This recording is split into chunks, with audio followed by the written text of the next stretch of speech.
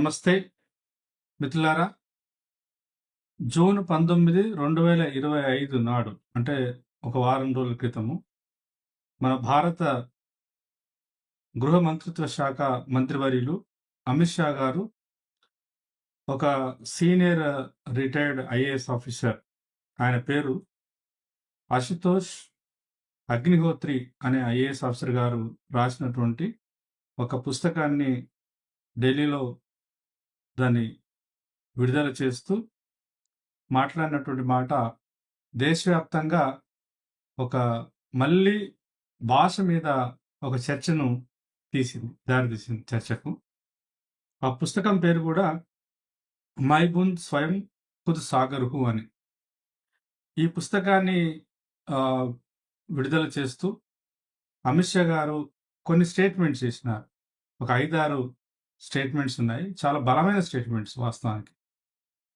అది భాషకు సంబంధించి, అది భాష మాత్రమే కాకుండా భాషకు, భారతీయ సంస్కృతికి, అట్లాగే భారతీయ సంస్కృతిలో భాగంగా భారతీయులు అంటే ఎవరు అనే అర్థం కూడా దాంట్లో అంతర్భాగంగా ఉంది.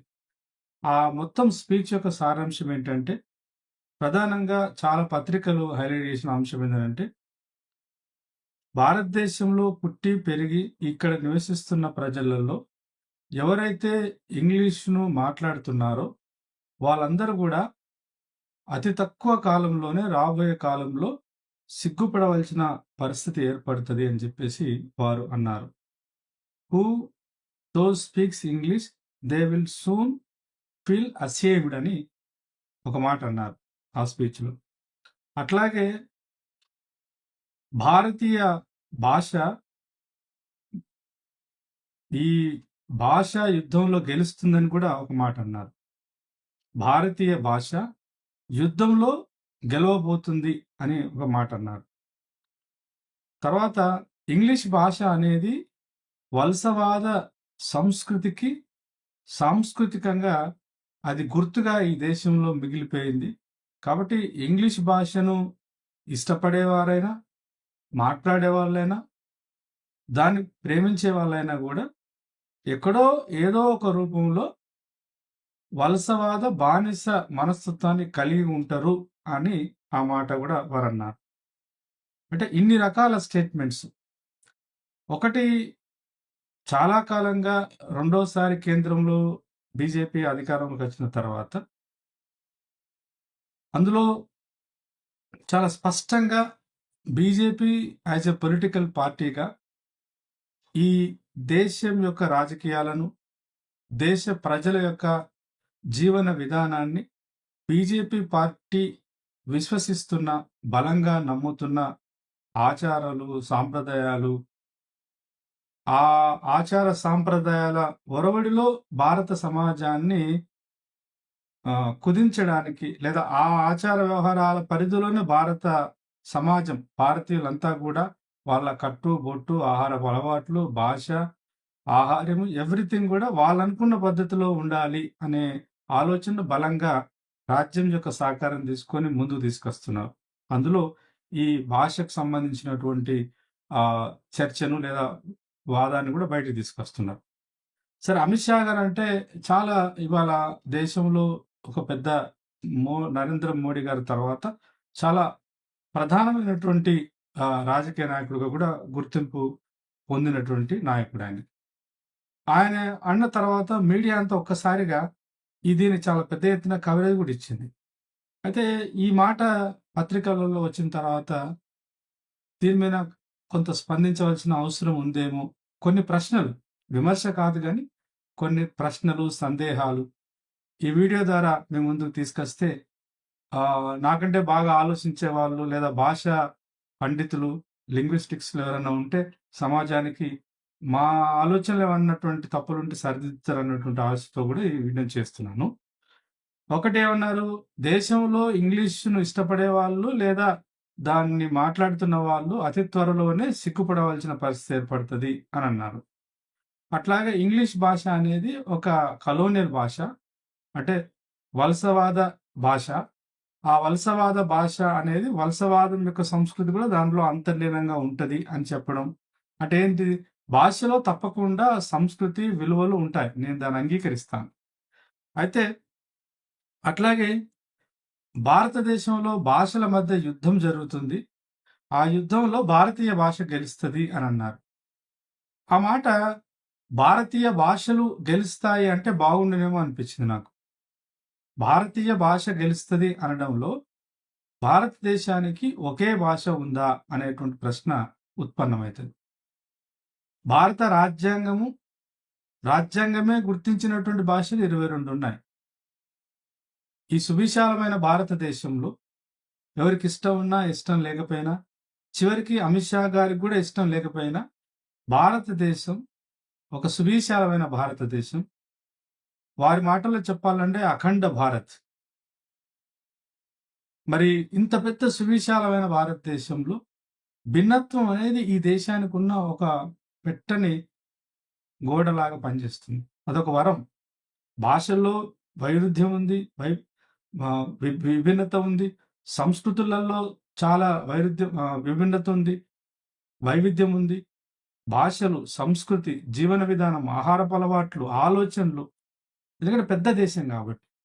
అందుకని ఇన్ని లక్షల కోట్ల మంది ఉన్న ఈ దేశంలో కొన్ని వందల సంఖ్యలో, వేల సంఖ్యలో రకరకాల ఎథనిసిటీ ఉన్నటువంటి ప్రజలు, కొన్ని వేల సంఖ్యలో ఉన్నటువంటి కులాలు, పదుల సంఖ్యలో మతాలు ఇన్ని ఉన్నప్పుడు భారత రాజ్యాంగమే 22 భాషలను అధికార భాషలుగా గుర్తించింది.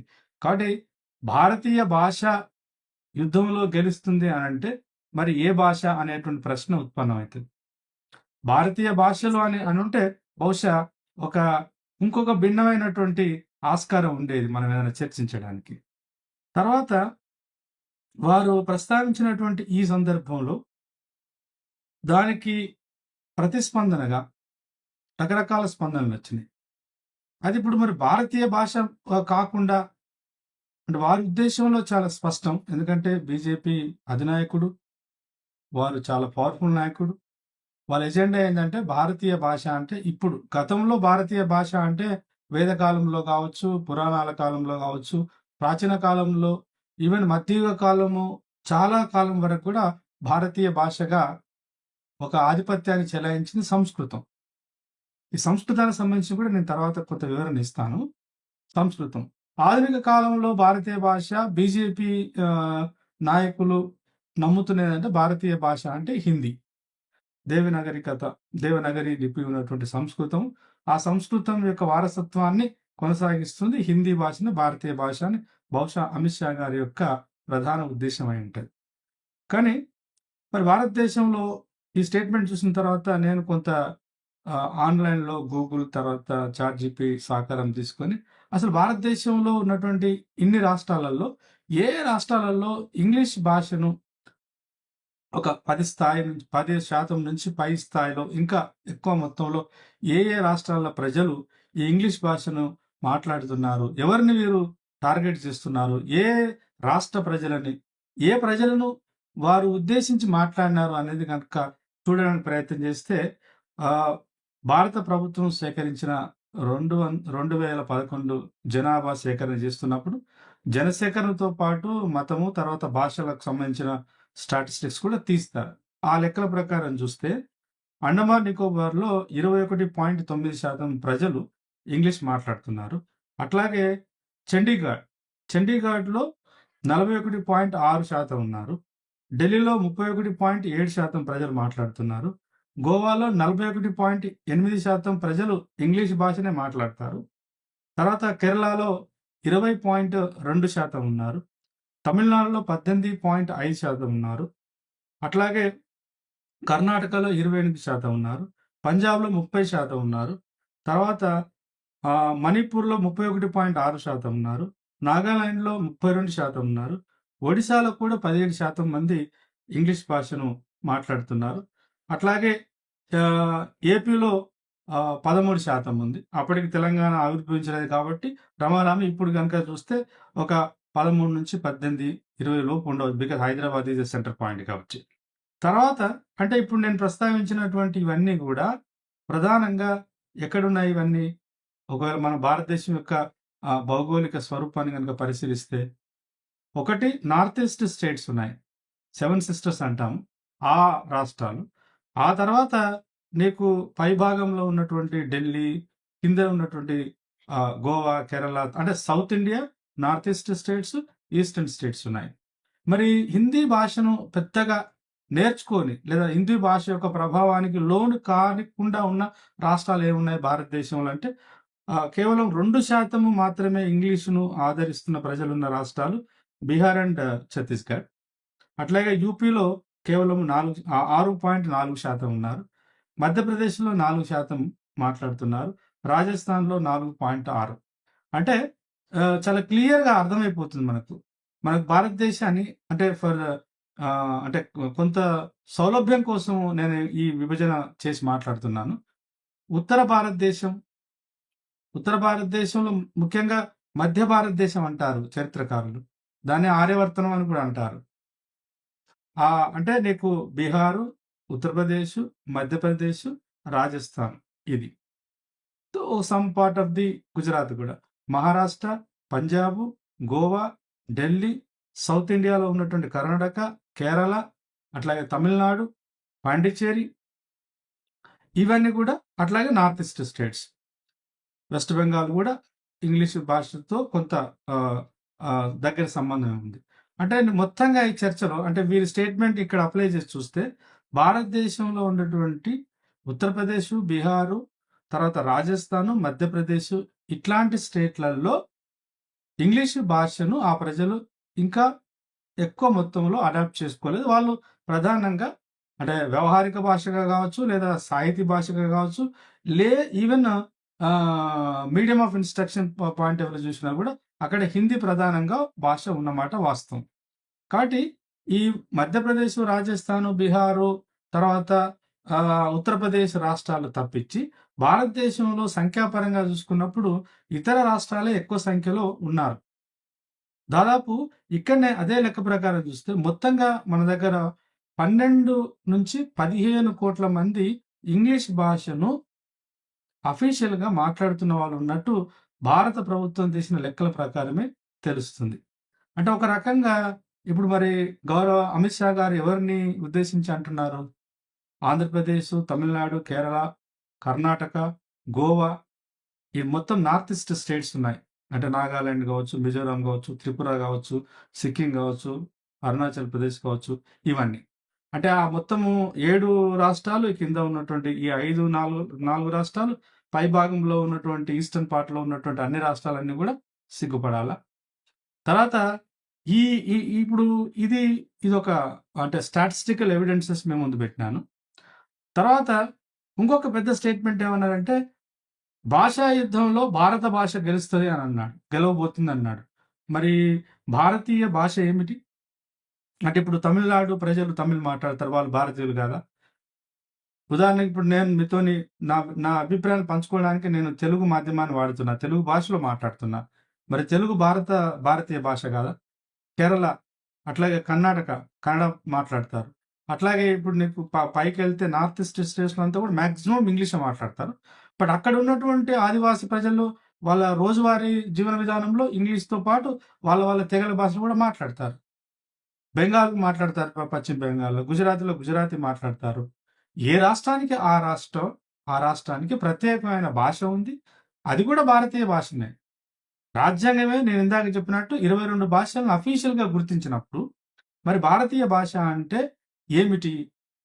వాళ్ళ దృష్టిలో, అమిత్ షా గారి దృష్టిలో, లేదా కేంద్రంలో అధికారంలో ఉన్నటువంటి బీజేపీ పార్టీ యొక్క దృష్టిలో భారతీయ భాష అంటే హిందీ భాషనే.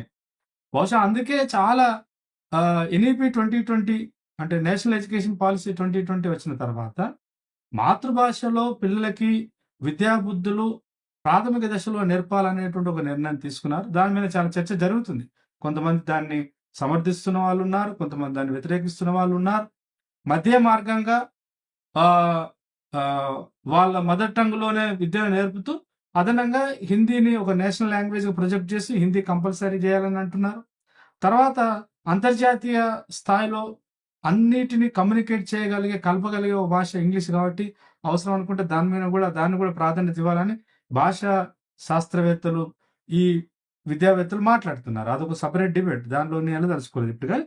బట్ ఈ యుద్ధంలో గెలిచే భాష ఏంటిది? హిందీనా? సరే హిందీనే అనుకుందాము. మరి వాస్తవానికి ఇవాళ హిందీని జాతీయ భాష చేయడం ద్వారా ఏ భారతీయ సంస్కృతిని మొత్తం దేశంలో ఉన్న అన్ని రాష్ట్రాలకు ఆ సంస్కృతిని పరిచయం చేద్దాం అనుకుంటున్నారు? ఉదాహరణకు ఉత్తరప్రదేశ్ ఉంది. ఉత్తరప్రదేశ్ హిందీ భాషలో ఎక్కువ మాట్లాడుతున్నట్టు మన స్టాటిస్టిక్స్ చెప్తున్నాయి. మధ్యప్రదేశ్ ఉంది, రాజస్థాన్ ఉంది, బీహార్ ఉంది. మరి రాజస్థాన్‌లో, బీహార్‌లో, మధ్యప్రదేశ్‌లో, ఉత్తరప్రదేశ్‌లో ఉన్నటువంటి సామాజిక సంస్కృతి ఏమిటి? అక్కడ అక్కడ ఉన్నటువంటి అందరి ప్రజలు ఒక సోదరభావంతోని, సౌభ్రాతృత్వంతోని, ఒక ఫ్రాటర్నిటీ లైఫ్‌తోని బతుకుతున్నారా? అక్కడ అక్షర శాతము ఇతర రాష్ట్రాలతో పోల్చుకుంటే చాలా పెద్ద ఎత్తున పెరిగిందా? అక్కడ స్త్రీలను బాగా గౌరవిస్తున్నారా? అక్కడ ఉన్నటువంటి దళితులను చాలా ప్రేమపూర్వకంగా భారత రాజ్యాంగం ఇచ్చినటువంటి హక్కులు వాళ్ళందరూ వినియోగించుకునేటువంటి ఒక పౌర సంస్కృతి ఉందా? ఏం సంస్కృతి మరి ఈ ఉత్తరప్రదేశ్, ఈ బీహారు, తర్వాత రాజస్థాను, లేదంటే మధ్యప్రదేశ్ నుంచి ఇతర రాష్ట్రాలకు ఏ భారతీయ సంస్కృతిని ఇద్దాం అనుకుంటున్నారు? అది క్వశ్చన్ మార్క్. సరే భారతీయ సంస్కృతి అని అంటే నాలాంటి ఒక అంటరాని కులంలో పుట్టి వచ్చినటువంటి నాలాంటి వాడికి భారతీయ సంస్కృతి అంటే ఎవరు ఏ కులంలో పుట్టినా, ఎవరు ఏ మతంలో పుట్టినా, ఎవరు ఏ ఎథనిక్ గ్రూప్‌లో నుంచి వచ్చినా కూడా భారతీయ ప్రజలందరూ ఒకే జాతి బిడ్డలుగా చూసేటువంటి సంస్కృతి మీరు ప్రపోజ్ చేస్తున్నారా? అట్లయితే మరి భారత రాజ్యాంగాన్ని సవరించి ఈ దేశంలో ఒకే భాష ఉండాలి, ఒకే కరెన్సీ ఉండాలి, ఒకే దేశం, ఒకే కరెన్సీ, ఒకే దేశం, ఒకే భాష, ఒకే కరెన్సీ, ఒకే దేశం, ఒకే మతం అని అంటున్నాం కదా! మరి ఒకే కులం అని ఎందుకు ప్రతిపాదన చేయట్లేదు? అది భారతీయ సంస్కృతిగా అభివృద్ధి చెందడం కోసం ఏమైనా ప్రయత్నం చేస్తున్నారంటే దానికి జోలిపోరు. దాని విషయంలో మాట్లాడడానికి సిద్ధంగా ఉండరు. అమిత్ షా గారు ఈ మాటలు మాట్లాడిన తర్వాత సరే ప్రతిపక్ష నాయకుడిగా కావచ్చు, లేదా ఒక ప్రత్యామ్నాయ రాజకీయాలను భారతదేశంలో ఆవిష్కరించడానికి ప్రయత్నం చేస్తున్నట్టు ఆయన చెప్పుకుంటున్నాడు. రాహుల్ గాంధీ గారు కూడా దీన్ని ఇమ్మీడియట్‌గా దాని మీద స్పందించినారు. ఆయన స్పందించిన దానిలో చాలా ఎవిడెన్సెస్ ఇచ్చినారు. వాస్తవానికి ఇంగ్లీష్ అనేది ఆఫ్‌కోర్స్ దాని యొక్క పునాదులు ఇంగ్లాండ్‌లోనే ఉన్నాయి. ఇంగ్లాండ్‌లో అది అభివృద్ధి చెందింది. ఇంగ్లాండ్‌లో కూడా కొంతమంది భాషా శాస్త్రవేత్తలు, తర్వాత కొంతమంది లింగ్విస్టిక్స్ ప్రొఫెసర్‌తో నేను మాట్లాడితే వాళ్ళన్నది ఏందంటే, ఇంగ్లీష్ కూడా ఇంగ్లాండ్‌లో అక్కడ పుట్టి పెరిగిన భాష ఏం కాదు. వాస్తవానికి జర్మనీ, తర్వాత ఇతర రా దేశాల నుంచి, ఆయా దేశాల నుంచి అక్కడ ఉన్నటువంటి జాతుల మధ్య కొట్లాటలు జరిగి, అంతర్యుద్ధాలు జరిగి, అక్కడి నుంచి కొంతమంది ప్రజలు ఇంగ్లాండ్ వైపు ప్రయాణం చేసి అక్కడ స్థిరపడ్డ తర్వాత ఇంగ్లాండ్‌లో ఉన్నటువంటి అక్కడ స్థానిక ప్రజలకు, తర్వాత బయట నుంచి వచ్చినటువంటి ప్రజలకు మధ్య వాళ్ళ ఆ 2 సంస్కృతుల మధ్య జరిగిన సంఘర్షణ, ఆ సమాహారంలో నుంచే ఈ ఇంగ్లీష్ అనేటువంటి భాష పూర్వంలో అది అభివృద్ధి చెందింది అని అంటున్నారు. కాబట్టి ఇంగ్లీష్ అనే భాష ఇంగ్లాండ్‌లో పుట్టి అక్కడ ఎదిగి కాలక్రమేణా పెట్టుబడిదారీ వ్యవస్థ, పారిశ్రామిక రంగం ఎదిగి, పెట్టుబడిదారీ వ్యవస్థ అభివృద్ధి చెందుతున్న క్రమంలో ప్రపంచవ్యాప్తంగా అది అభివృద్ధి చెందింది. ప్రపంచవ్యాప్తంగా అది స్ప్రెడ్ అయింది. కలోనియలిజం వచ్చిన మాట వాస్తవం. భారతదేశానికి వలసవాదులుగా బ్రిటిష్ వాళ్ళు వచ్చినారు, డచ్ వాళ్ళు వచ్చినారు, పోర్చుగీస్ వాళ్ళు వచ్చినారు. ఎవరొస్తే వాళ్ళ భాషలు, వాళ్ళ సంస్కృతులు ఈ దేశానికి కొంత పరిచయమైన మాట వాస్తవం.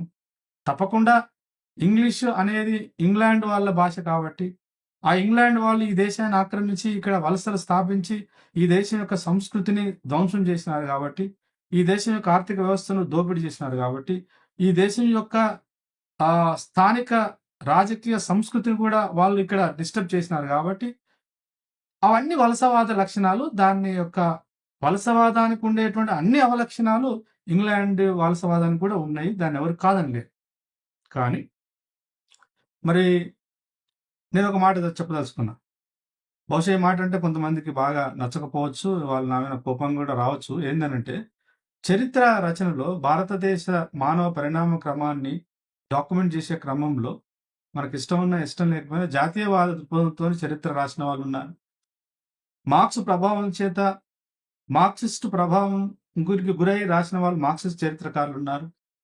అట్లాగే కింది సామాజిక వర్గాల, ఉత్పత్తి కులాల, ఉత్పత్తి వర్గాల యొక్క చరిత్రను ఆధారం చేసుకొని వాళ్ళ అనుభవాలను ఆధారం చేసుకొని చరిత్ర రాసినట్టు సబాల్టర్న్ హిస్టోరియోగ్రఫీ ఉంది.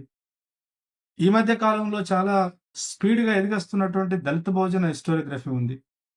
దళిత వాదం నుంచి కావచ్చు, లేదా దళిత బహుజన వాదం నుంచి కావచ్చు, సబాల్టర్న్ స్కాలర్‌షిప్ నుంచి ఒక వాదన ఏంటంటే, ఒక బలమైన విశ్వాసం ఏందంటే, ఈ దేశంలో మెజారిటీ ప్రజలు నమ్మకం, విశ్వాసం ఏందనంటే, ఆర్గ్యుమెంట్ ఏందంటే, సంస్కృతం గూడా ఒకప్పుడు బయట నుంచి వచ్చినటువంటి బ్రాహ్మణుల భాష. బ్రాహ్మణులు ఈ దేశ వాసులు కాదు. వాళ్ళు యురేషియా నుంచి ఈ దేశానికి వలస వచ్చినారు. పచ్చిక బయళ్ళను ఎతుక్కుంటూ వాళ్ళ పశుపోషణ కోసం ఎక్కడో పైన ఇప్పుడు మనం ఏదైతే అరబ్ కంట్రీస్ అంటున్నామో అక్కడి నుంచి ఇక్కడికి వలస వచ్చినారు. అట్లా వచ్చి హిమాలయ ప్రాంతాల నుంచి ఉత్తర భారతదేశంలో సెటిల్ అయ్యి ఉత్తర భారతదేశం నుంచి దక్షిణ భారతదేశం వైపు ప్రయాణం చేసినారు. వాళ్ళ భాష ఏంటంటే ప్రధానంగా సంస్కృతము. మరి ఆ మాట మాట్లాడుకుంటే జంబూ ద్వీపంగా చెప్పబడుతున్న మనము జాంబవ పురాణం ప్రకారం చూస్తే జంబూ ద్వీప ప్రకారము ఇక్కడ ఉన్నటువంటి స్థానిక ప్రజలైనటువంటి ఇప్పుడు ఎవరైతే షెడ్యూల్ కులాలు, షెడ్యూల్ ట్రైబ్స్, ఉత్పత్తి కులాలుగా ఉన్న బీసీలు ఎవరైతే ఉన్నారో వాళ్ళు ఈ దేశ వారసులు, వాస్తవ వారసులు అని ఒక ఆర్గ్యుమెంట్ ఉంది. మరి సంస్కృతం కూడా ఒక వలసవాద భాష అంటే ఇవాళ అమిత్ షా గారు ఒప్పుకుంటారా? లేదా అమిత్ షా గారిని ఇష్టపడుతున్నటువంటి ఇతర మేధావులు, రాజకీయ నాయకులు ఒప్పుకుంటారా? తర్వాత భారతీయ భాష అంటే హిందీ అని మనం ఎట్లా దాన్ని ఒక సైంటిఫిక్‌గా, హేతుబద్ధంగా దానికి నిర్ధారణ ఎలా చేయగలుగుతాం? హిందీ భాష అనేది సంస్కృత భాష యొక్క అవశేషం అని చెప్పేసి భాషా చరిత్రకారులు చెప్తున్నారు కదా! రెండో పాయింట్ ఏంటంటే, ఇవాళ రాహుల్ గాంధీ గారు స్పందించారు దాని మీద. ఆయన చాలా రకాల స్టేట్మెంట్ చేసినారు. ఇంగ్లీష్ అనేది ఇవాళ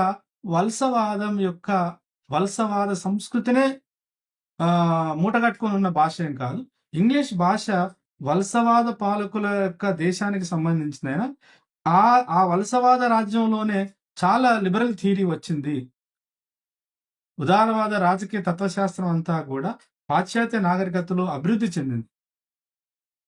అక్కడ నుంచి ప్రపంచవ్యాప్తంగా అది విస్తరించింది. అందుకని ఇంగ్లీష్ అనేది poorest of the poor people యొక్క అది వాళ్ళను ఒక బందికానాలో పెట్టే భాష కాదు. వాస్తవానికి సంఖ్యలను తెంపడానికి ఒక సాధనంగా పనిచేస్తుంది ఇంగ్లీష్ భాష అని రాహుల్ గాంధీ గారు కామెంట్ చేసినారు. అట్లాగే ఇంకొక ప్రధానమైన విషయం ఏంటంటే వాళ్ళు ప్రస్తావించినటువంటిది రాహుల్ గాంధీ గారు మొత్తం ఆయన ఒక లిస్ట్ ఇచ్చారు. ఆ లిస్టులో ఆయన ఇచ్చాడని కాదు, మనం కొంచెం జాగ్రత్తగా అన్ని రాజకీయ పార్టీల యొక్క నాయకులు వాళ్ళ పిల్లలు ఇప్పుడు ఎక్కడ ఉన్నారని చూస్తే, ఇంక్లూడింగ్ బీజేపీ పార్టీ, ఈ పార్టీ ఆ పార్టీ అని కాదు, భారతదేశంలో ఎదిగొచ్చినటువంటి పారిశ్రామికవేత్తల పిల్లలు కావచ్చు, కాస్తో కూస్తో డబ్బులున్న వాళ్ళ పిల్లలు కావచ్చు, రాజకీయ పార్టీలలో ఒక మోస్తారు స్థాయికి ఎదిగిన ప్రతి రాజకీయ నాయకుడి పిల్లలు ఇవాళ ఎక్కడున్నారంటే భారతదేశంలో లేరు. ఇంగ్లాండ్లో ఉన్నారు, అమెరికాలో ఉన్నారు, ఆస్ట్రేలియాలో ఉన్నారు, న్యూజిలాండ్లో ఉన్నారు, కెనడాలో ఉన్నారు. భారతదేశం కాకుండా కంప్లీట్‌గా పాశ్చాత్య దేశాలలో, యూరోపియన్ దేశాలలో ఉండి వాళ్ళు విద్యను అభ్యసిస్తున్నారు. మరి అమిత్ షా గారు ఏమంటున్నారు? మరి ఒకవేళ నిజంగా అమిత్ షా గారు, గౌరవ ప్రధానమంత్రి నరేంద్ర మోడీ గారు, బీజేపీ ప్రభుత్వం లేదా బీజేపీ పార్టీ యొక్క ఆలోచనల్ని సమర్థిస్తున్నటువంటి ఆ ఎన్డీఏలో ఉన్నటువంటి కూటమిలో ఉన్నట్టు అన్ని రాజకీయ నాయకుల పార్టీలు పిల్లలు మరి భారతదేశాన్ని పిలిపించుకోవచ్చు కదా, ఇక్కడ చదివించుకోవచ్చు కదా. మరి వాళ్ళ పిల్లల్ని ఎందుకు ఒక ఎంఐటీనో లేకపోతే ఆక్స్ఫర్డ్కో, హార్వర్డ్కో లేకపోతే పెన్సిల్వేనియా యూనివర్సిటీకో, చికాగోకో ఎందుకు పంపిస్తున్నారు? మరి ఇక్కడ భారతీయ భాష అంటే హిందీని అంతెందుకు మహారాష్ట్రలో హిందీని కంపల్సరీ థర్డ్ లాంగ్వేజ్ గా పెట్టాలని ప్రయత్నం చేస్తే అక్కడ బీజేపీ పార్టీ అధికారంలో ఉంది, ఆయన ప్రజలు వ్యతిరేకించారు కదా. కాబట్టి ఈ రకంగా రాహుల్ గాంధీ గారు మాట్లాడినారని కాదు, జస్ట్ ఒక ఎగ్జాంపుల్, ఒక ప్రతిపక్ష నాయకుడిగా ఆయన సైడ్ చేసి చెప్తున్నాను. అమిత్ షా గారు కావచ్చు, లేకపోతే ఇవాళ మొత్తం కేంద్ర కేబినెట్ లో ఉన్న అందరూ మంత్రుల యొక్క పిల్లలందరూ కూడా బయట చదువుకుంటున్నారు. ప్రపంచవ్యాప్తంగా చాలా పేరు ప్రఖ్యాతులు ఉన్నటువంటి science, technology, social science, liberal arts, ఆ పెద్ద పేరు ప్రఖ్యాతులు ఉన్న గొప్ప గొప్ప ఇన్స్టిట్యూషన్లలో వాళ్ళ పిల్లలు చదువుకుంటున్నారు. అక్కడ ఏ మీడియంలో చదువుతున్నారు? ఇంగ్లీష్ మీడియంలో చదువుతున్నారు. కాబట్టి ఇంగ్లీష్ భాష అనేది ఆ మాటకొస్తే ఏ భాష అయినా కూడా, అంతెందుకు ఇప్పుడు నేను తెలుగులో మాట్లాడుతున్నాను, తెలుగు భాష అనేది ఈ తెలంగాణలో లేదా ఆంధ్రప్రదేశ్లో ఎక్కువ మంది చేత మాట్లాడబడుతుంది కాబట్టి అది తెలుగు భాష, ఈ ప్రాంత ప్రజల భాష అనడానికి లేదే. మరి తెలంగాణలో ఉదాహరణకు లంబడోళ్ళు ఉన్నారు. వాళ్ళకో భాష ఉంది. ఎరకలోళ్ళు ఉన్నారు. వాళ్ళకొక భాష ఉంది. చెంచులు ఉన్నారు. వాళ్ళకొక భాష ఉంది. యానాదులు ఉన్నారు. వాళ్ళకో భాష ఉంది. మరి వాళ్ళది ఈ భారతీయ భాష కాదా? అంటే మనం ఎట్లెట్లా ఎదిగొస్తుంటే, ఆ ఎదిగి వస్తున్నటువంటి ప్రజారాశుల యొక్క సంస్కృతి, జీవన విధానము, భాష, ఆహారపు అలవాట్లు అన్నీ ఇతరుల మీద రుద్దాలనే ప్రయత్నమే ఆధిపత్యం గదా! ఏకీకరణ అనేటువంటిది మిగతా వాటిని గౌరవిస్తూ జరగాలా? లేదా బొంబాటు చేస్తూ జరగాలా? ఎలా అయితదది? తర్వాత నిజంగా కొంచెం ఈ పార్టీలు, సిద్ధాంతాలు కాసేపు పక్కన పెట్టి, ఒక కామన్ మ్యాన్ పర్స్‌పెక్టివ్‌లో ఆలోచిస్తే, ఎందుకు ఒక రిక్షా తొక్కుకునేటువంటి ఒక పెద్దాయన, ఆటో నడుపుకునేటువంటి ఒక అన్న, ఒక అక్క, కూలినాలి పని చేసుకుని మన ఊర్లలో ఉన్నటువంటి తల్లిదండ్రులు గూడా, ఎందుకు వాళ్ళ పిల్లలకు ఇంగ్లీష్ మీడియం పంపాలనుకుంటున్నారు? ఇంగ్లీష్ భాష పట్ల వ్యామోహం ఉండి పంపిస్తున్నారా? ఒకవేళ ఆ అభిప్రాయం గనక అమిత్ షా లాంటి వాళ్ళకుంటే, అంతకంటే పొరపాటు ఇంకొకటి లేదు. ఎవరు కూడా ఆ భాష మీద వ్యామోహంతో కాదు. ప్రపంచవ్యాప్తంగా మానవ సమాజం కొన్ని వేల సంవత్సరాలుగా, కొన్ని యుగాలుగా, కొన్ని తరాలుగా మానవ సమాజము సృష్టించిన యొక్క సంపదకు సంబంధించినటువంటి సమాచారం అంతా గూడా ఆ భాషలో ఎక్కువ మొత్తంలో నిక్షిప్తమైంది. తెలుగు భాషలో కొంత సమాచారం ఉంటది. అన్ని భాషలలో ఎంతో కొంత సమాచారము శాస్త్ర సాంకేతిక పరిజ్ఞానానికి సంబంధించింది, వైద్య రంగానికి సంబంధించింది, ఇంజినీరింగు శాఖకు సంబంధించింది. మొత్తం మానవ సమాజాన్ని ప్రత్యక్షంగా, పరోక్షంగా ప్రభావితం చేస్తున్న అన్ని రంగాలకు సంబంధించిన గత సమాజం యొక్క అనుభవాలు నిక్షిప్తమై ఉన్నాయి.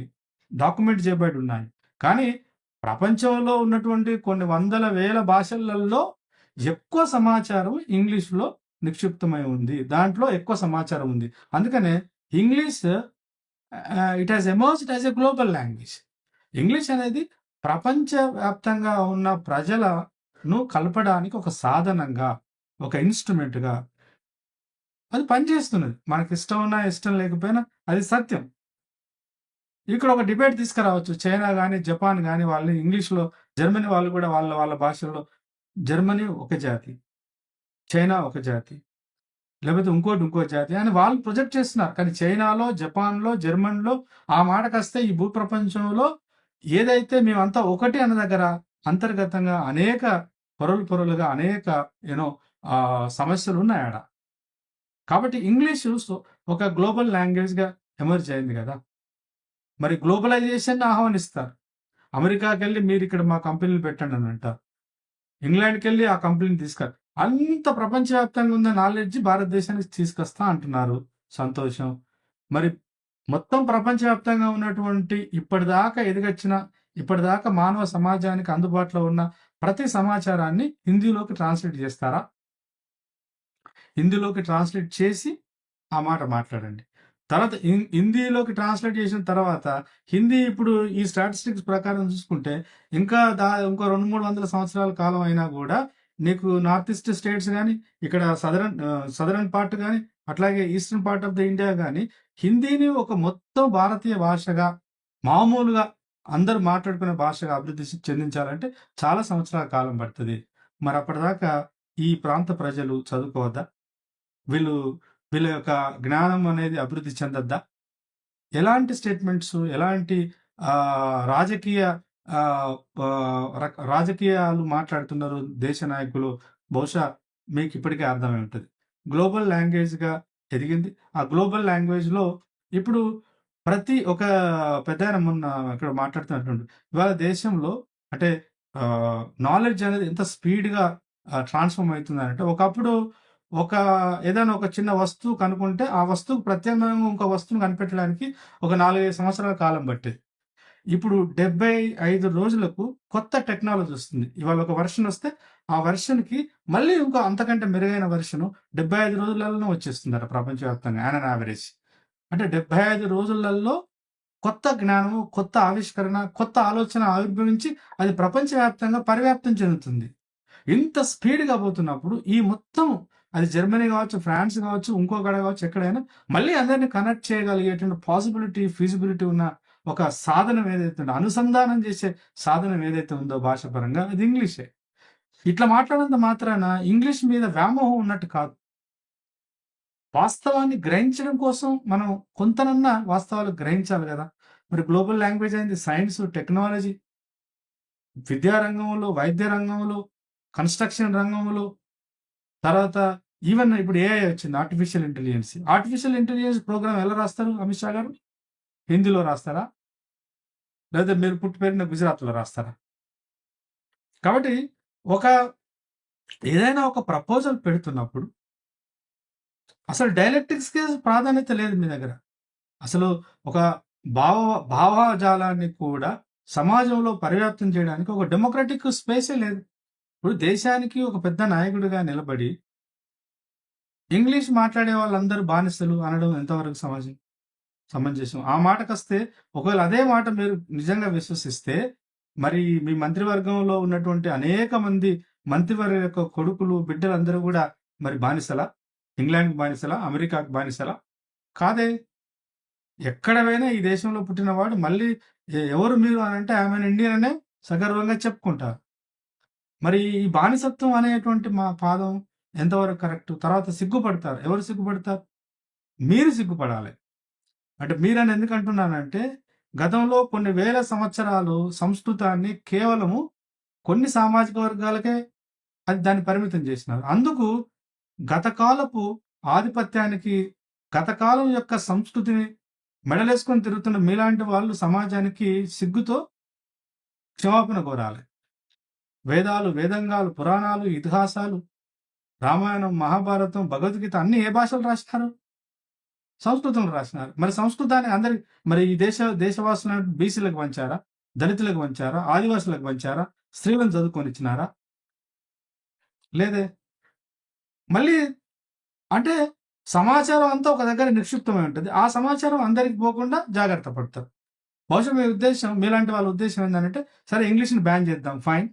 మీరన్నట్టే హిందీనే దేశ భాషగా మీరు ఒక చట్టం చేసి దాన్ని ఈ దేశ ప్రజలందరికీ ఖచ్చితంగా పాటించాలని చెప్పేసి గతంలో స్టాలిన్ లాగా చేసినట్టు నియంతృత్వం చేయడానికి మీరు ప్రయత్నం చేస్తే, మరి మొత్తం ఈ మొత్తం ప్రపంచ జ్ఞానాన్ని ఫస్ట్ ఇందులోకి ట్రాన్స్ఫార్మ్ చేయగలిగేటువంటి అసలు ఆ భాష పరిజ్ఞానం ఉన్న వాళ్ళని ఉన్నారా? ఎంతమంది ఉన్నారు? 140,00,00,000 మందికి కావాల్సినటువంటి ప్రతి సమాచారం మనం ఇట్లా సెల్ ఫోన్ ఓపెన్ చేసి గూగుల్‌లో లేకపోతే చాట్ జీపీటీకి వెళ్ళేసి ఏ సమాచారం ఇచ్చినా టక్కున వచ్చేస్తుంది. సమాచారం ఇంగ్లీష్‌లో వస్తుంది. మరి మీరు మిగతా భాషల్లో రావట్లే అంటే ట్రాన్స్‌లేషన్ వస్తుంది. కావాలంటే మీరు ఈ వీడియో చూస్తున్న వాళ్ళు మీరు ఒక ప్రయోగం చేయవచ్చు. ఏదైనా ఒక అంశాన్ని ఇంగ్లీష్‌లో అడగండి చాట్ జీపీ ఆర్ గూగుల్ ఇచ్చే సమాచారం. మళ్ళీ మన మదర్ టంగ్ అయిన తెలుగులో అడగండి. మదర్ టంగ్‌లో వచ్చేటువంటి సమాచారం అంతా కూడా పూర్తిగా దాన్ని సారాంశం మాత్రమే ఇస్తుంది. విపులంగా, విస్తృతంగా ఇవ్వలేదండి. ఎందుకు? ఆ ప్రోగ్రామ్ అట్లా రాయబడ్డది. దీన్ని బట్టి మనకేమర్థమవుతుందనంటే, అమిత్ షా గారు గాని, లేదంటే హిందీ భాషను భారతీయ భాషగా ప్రమోట్ చేయాలని కోరిక కలిగి ఉన్న వాళ్ళందరూ ముందుగా డైవర్సిటీని గౌరవించడం నేర్చుకుంటే బాగుంటది. ఎంతసేపటికి అధికారం ఉంది గదా అని జెప్పేసి, అధికారాన్ని వాడుకొని మేము అనుకున్నటువంటి సంస్కృతిని, జీవన విధానాన్ని, మత వ్యవహారాలను, సంస్కృతులను, రాజకీయాలను ఇది ఇట్లాగే ఉండాలి. దీన్ని మేము పరిచయం చేస్తామని జెప్పేసి, ఈ వైవిధ్యభరితమైనటువంటి భారత సమాజాన్ని, ఎంతో భిన్నత్వంతోనే విలసిల్లుతున్న భారత నిజమైన సంస్కృతిని బొందబెడదాం అనుకుంటే, ప్రజలు ప్రజాస్వామ్య వ్యవస్థలో ఆధునిక కాలంలో తన సంస్కృతిని, తన జీవన విధానాన్ని, తన రోజువారీ ఆహారపు అలవాట్లను, వాళ్ళ యొక్క పూర్వీకులకు వారసత్వాన్ని అంత తొందరగా వదిలిపెట్టి మీరనుకున్నట్టు మీ వలలో పడడానికి సిద్ధంగా ఉండరు. కాబట్టి ఎవరు ఇంగ్లీష్ భాష మాట్లాడిన వాళ్ళు బానిసలు కాదు. హిందీ మాట్లాడిన వాళ్ళు దేశభక్తులు కూడా కాదు. హిందీ మాట్లాడిన వాళ్ళు దేశభక్తులు ఎట్లయితే కాదు, ఇంగ్లీష్ మాట్లాడిన వాళ్ళందరూ బానిసలేం కాదు. ఇంగ్లీష్‌లో కూడా మొన్న ఇప్పుడు ఆపరేషన్ సింధు తర్వాత ప్రపంచవ్యాప్తంగా భారత ప్రభుత్వం అన్ని దేశాలకు మనము చాలా మందిని పంపినాం. ఏం జరిగిందో చెప్పడం కోసం. మరి అక్కడ వాళ్ళు ఏ భాషలో మాట్లాడిండ్రు? హిందీలో మాట్లాడిండ్రా? గుజరాతీలో మాట్లాడిండ్రా? తెలుగులో మాట్లాడిండ్రా? ఇంగ్లీష్‌లోనే అనివార్యంగా మాట్లాడాలి గదా! ప్రపంచానికి భారతదేశం యొక్క ఔన్నత్యాన్ని చెప్పాలన్నా కమ్యూనికేటివ్ టూల్ ఇంగ్లీషే. కాబట్టి ఇంగ్లీష్ భాష అది వలసవాద భాష. ఇంగ్లీష్ భాషలో వచ్చిన అన్ని అక్షరాలన్నీ వలసవాదాన్ని ప్రమోట్ చేస్తాయి. ఆ మాటకొస్తే ఇంగ్లీషు భాషలో అభివృద్ధి చెందిన ఇంగ్లాండ్‌లో పుట్టి పెరిగినటువంటి వాళ్ళు ఉదాహరణకు జాన్ లాస్క్ లాంటి వాళ్ళు గొప్ప ప్రజాస్వామిక సూత్రాలను ఆవిష్కరించలేదా? జేఎస్ మిల్ లాంటి ప్రాతినిధ్య ప్రజాస్వామ్య వ్యవస్థ ఉండాలని అనలేదా? కాబట్టి ఎక్కడో ఒక దేశంలో పుట్టినంత మాత్రాన వాళ్ళందరూ వలసవాదాన్ని ఎంకరేజ్ చేసిన వాళ్ళని ఎందుకైతారు? కారే. కాబట్టి ఈ ఒక చౌకబారు తనంతో కూడుకున్నటువంటి స్టేట్మెంట్ చేయడము, లేదా దాంట్లో నుంచి ఒక ఎమోషన్‌ని క్రియేట్ చేయడము. ఏమిటి భారతదేశంలో ఉన్నటువంటి అంటే ఇప్పుడు బీహార్, ఉత్తరప్రదేశ్, మధ్యప్రదేశ్, రాజస్థాన్ రాష్ట్రాలకు ఆ రాష్ట్ర ప్రజల యొక్కను ఆ రాష్ట్ర ప్రజలు ఇతర రాష్ట్రాలకు శత్రువులుగా మీరు చిత్రించదలుచుకున్నారా? ఒకవైపు ఏకీకరణ అందరిని కల్పించాలని చెప్తున్న మీరే, మళ్ళీ భారతదేశ ప్రజల మధ్యనే ఈ మానసికపరమైనటువంటి విభజన తీసుకురావడానికి ఎందుకు మాట్లాడుతున్నారు? కాబట్టి ఇష్టం ఉన్నా, ఇష్టం లేకపోయినా ఇంగ్లీష్ భాష దేశ భాషనే ఇప్పటివరకు. అది గ్లోబల్ లాంగ్వేజే. అసలు ఇంగ్లీష్ భాష అనేది రాకుండా ఉంటే, ఇంగ్లీష్ భాష అనేది ఒక మీడియం ఆఫ్ ఇన్‌స్ట్రక్షన్‌గా రాకుండా ఉంటే, నాలాంటి వాళ్ళు కూడా ఈ 5, 10 నిమిషాలు ఈ వీడియో చేసేటువంటి అవగాహన లేదు. అంటే సమాచారాన్ని ఇంగ్లీష్‌లో ఉన్నదాన్ని, తెలుగులో ఉన్నదాన్ని, ఇంకో భాషలో ఉన్నదాన్ని అన్నిటిని కొంత అధ్యయనం చేయగలిగి, అధ్యయనం చేసి ఒక అవగాహన ఏర్పరచుకొని ఇవాళ నలుగురితోని ఈ సమాచారాన్ని పంచుకోగలుగుతున్నాం గదా!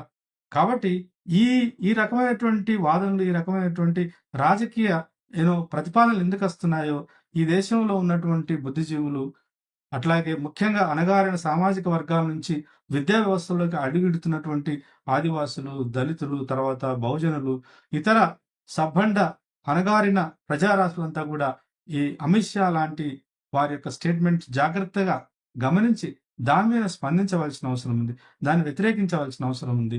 భారతదేశం అంటే అనేక సంస్కృతులకు నిలయము, అనేక భాషలకు నిలయము, అనేక ప్రజారాశుల సంస్కృతిని కాపాడుకుంటూనే మానసికంగా భారతీయులంతా ఈ దేశాన్ని ప్రేమించే వాళ్ళుగా ఉండాలనే ఆలోచన ఉన్న వాళ్ళందరం కూడా ఇట్లాంటి అభిప్రాయాలని, ఇట్లాంటి కామెంట్స్‌ని, ఇట్లాంటి స్టేట్మెంట్స్‌ను నిర్ద్వందంగా ఖండించవలసిందే. వాటిని ఎట్టి పరిస్థితుల్లో కూడా ప్రజా బాహుళ్యంలోకి పోకుండా మనం తప్పకుండా పనిచేయవలసిందని చెప్పేసి విజ్ఞప్తి చేస్తూ, చివరగా ఈ వీడియో చూస్తున్నటువంటి మిత్రులు, మీరు నేను మాట్లాడినటువంటి ఈ యొక్క ఈ 4 మాటల్ని, మీ అభిప్రాయాలని మీరు కామెంట్ బాక్స్‌లో తప్పకుండా పోస్ట్ చేయండి. అట్లాగే మన యూట్యూబ్ ఛానెల్‌ని కూడా ఎంకరేజ్ చేయాలి, సబ్స్క్రైబ్ చేయాలని చెప్పేసి కోరుతూ సెలవు.